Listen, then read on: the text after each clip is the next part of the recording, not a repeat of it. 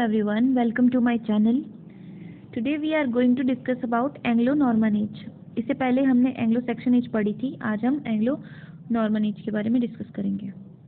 ये स्टार्ट होती है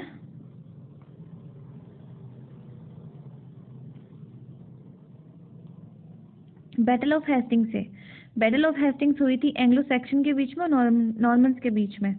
उस समय एंग्लो सेक्शन का जो किंग था, लास्ट किंग, हैरोल्ड गॉडविंसन और विलियम फर्स्ट, इसमें विलियम फर्स्ट जीत जाता है और हैरोल्ड गॉडविंसन का जो या फिर एंग्लो सेक्शन का जो टाइम पीरियड था वो ख़त्म हो जाता है इसके साथ ही, और ओल्ड इंग्लिश का टाइम पीरियड भी ख़त्म हो जाता है क्योंकि विलियम द फर्स्ट या नॉर्मन्स अपने साथ में फ्रेंच लैंग्वेज लाए थे और ओल्ड इंग्लिश का डाउनफॉल स्टार्ट हो जाता है। जो नॉर्मन कॉन्क्वेस्ट हुई थी वो हुई थी 1066 से 1200 एडी तक। इस पूरे टाइम के बीच में फ्रेंच ने ग्रो किया था और ओल्ड इंग्लिश कहीं ना कहीं सो सी गई थी क्योंकि अब जब ये लोग ऑफिशियली फ्रेंच लैंग्वेज यूज़ करते थे और जो नॉर्मल पीपल थे वो लोग फ्रेंच नहीं बोलते थे, वो ओल्ड इंग्लिश बोलते थे। तो ओल्ड इंग्लिश के अंदर फ्रेंच वर्ड मिक्स हो गए और एक नई लैंग्वेज आगे डेवलप हो गई थी, जो चाउसर के टाइम पे चाउसर ने जिसको बहुत यूज़ किया अपने वर्क के अंदर, नई लैंग्वेज थी वो थी मिडिल इंग्लिश। वो फ्रेंच और इंग्लिश का मिक्स वर्जन थी।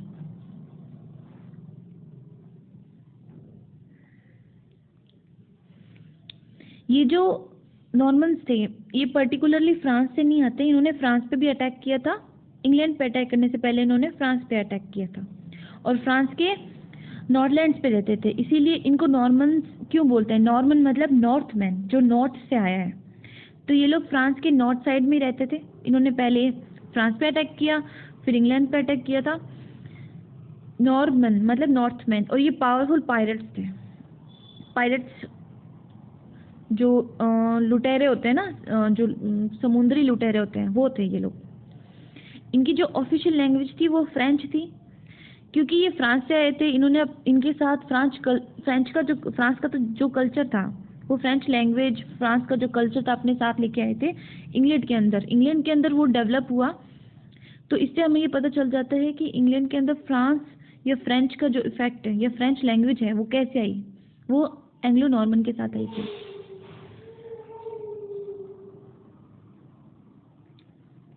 एंग्लो नॉर्मन की जो लैंग्वेज थी वो थी इंग्लिश और फ्रेंच। वो लाए थे फ्रेंच, यहाँ वाले लोग जो थे नॉर्मली वो बोलते थे old English.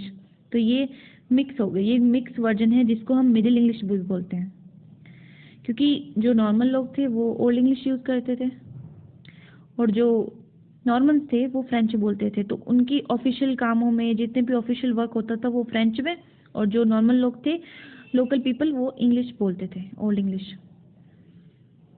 Middle English language जिसको वहाँ उस टाइम के हिस्टोरियंस या वर्क जो भी लिखते थे वो इसको बोलते थे इन बिटवीन लैंग्वेज।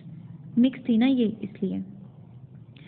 और उस टाइम पे एक बहुत ही अच्छा यूनिक सा लिटरेचर भी डेवलप हो रहा था जिसको स्पेलिंग प्रॉब्लम है, रोमांस लिटरेचर, जो सोल्जर्स का लव होता है अपनी कंट्री के लिए वो दिखाता था। एक सेकेंड,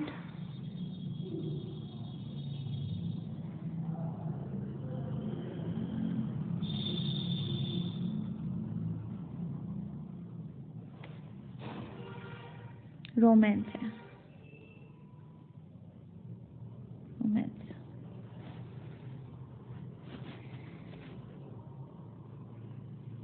लेमन्स की एक उस टाइम पे जो हिस्टोरियन था उसका नाम था लेमन, उस टाइम का मिडिल इंग्लिश लैंग्वेज का।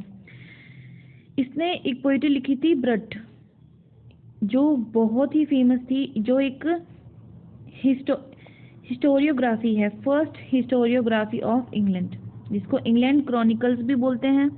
और लेमन जो था वो प्रीस्ट था और ये पहला राइटर था या पोइट था जिसने इंग्लिश के अंदर लिखी थी पोइट्री, उस टाइम पे जब फ्रेंच का बहुत ज़्यादा बोलबाला था उधर।